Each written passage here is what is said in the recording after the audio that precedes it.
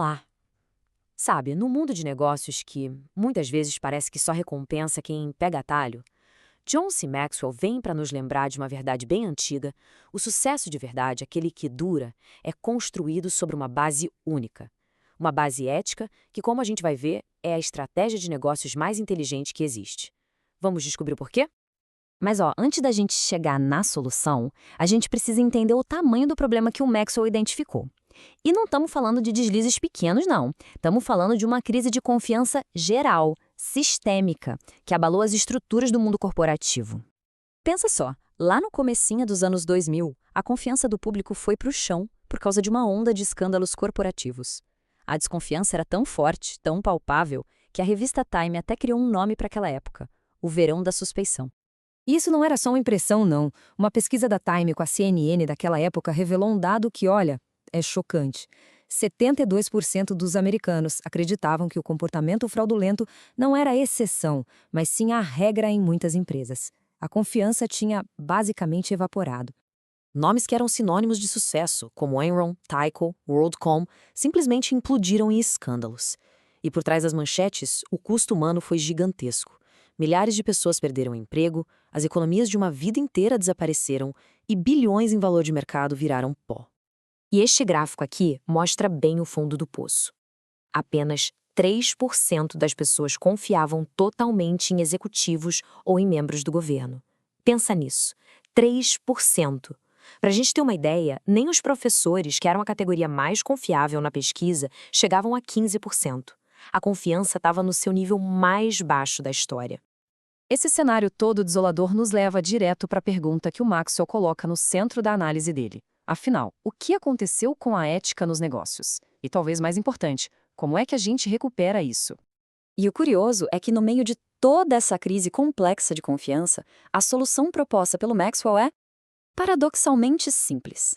Não é nem uma teoria de gestão super moderna, mas um princípio tão antigo quanto a própria civilização. É a regra de ouro. E Maxwell o apresenta não como um mandamento abstrato, mas como uma ferramenta prática, uma única pergunta que pode servir como uma bússola moral em qualquer situação.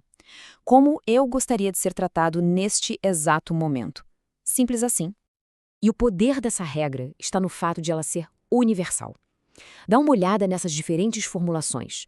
Do cristianismo ao budismo, do judaísmo ao hinduísmo, a mesmíssima verdade fundamental ecoa através de culturas e séculos. É um padrão ético que parece inerente à condição humana. Certo, mas como é que a gente transforma esse princípio universal em ação prática no dia a dia? Bom, tudo começa com um ponto de partida muito pessoal. A aplicação da regra de ouro não começa olhando para fora, mas para dentro. O primeiro passo é um exercício de autoanálise focado nessa pergunta fundamental que, vamos combinar, a gente raramente para se fazer de forma consciente. E o interessante é que, independentemente de quem somos ou de onde viemos, as respostas a essa pergunta são incrivelmente parecidas. No fundo, todos compartilhamos desejos fundamentais.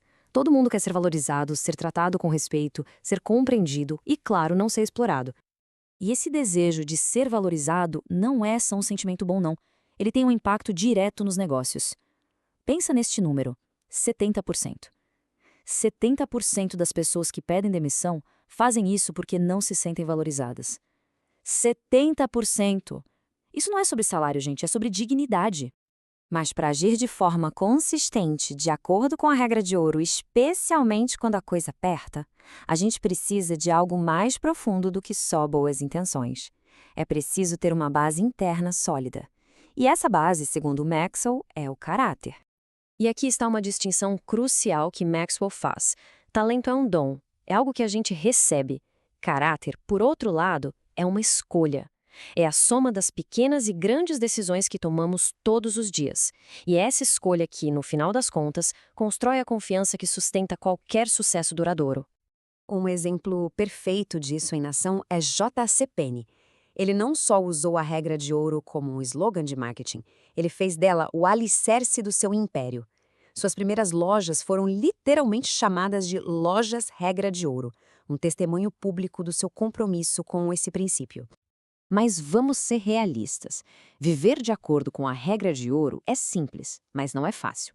O caminho ético está cheio de tentações, e Maxwell identifica 5 fatores específicos que podem nos desviar. Ele os chama de os 5 P's: a pressão para cortar caminhos, o prazer da gratificação imediata, o poder que corrompe, a presunção que nos cega e a perda de prioridades morais. Cada um deles é um teste para o nosso caráter.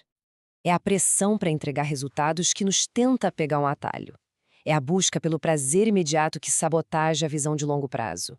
É o poder que nos faz acreditar que as regras não se aplicam a nós. É o orgulho que nos cega para as necessidades dos outros. E é a confusão de prioridades que nos faz esquecer o que é realmente importante.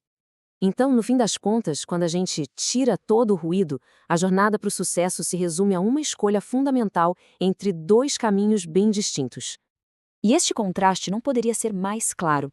De um lado, o caminho do brilho do ouro, personificado por Charles Schwab, um magnata que acumulou uma fortuna imensa, mas morreu falido e sozinho. Do outro, o caminho da regra de ouro, seguido por J.C. Penney, que construiu não apenas uma empresa, mas um legado de confiança que perdura até hoje. E assim, a análise de Maxwell nos deixa com esta pergunta essencial para refletir. Na busca pelo sucesso, qual será a nossa bússola? O brilho fugaz e sedutor do ouro ou a força inabalável e duradoura da regra de ouro?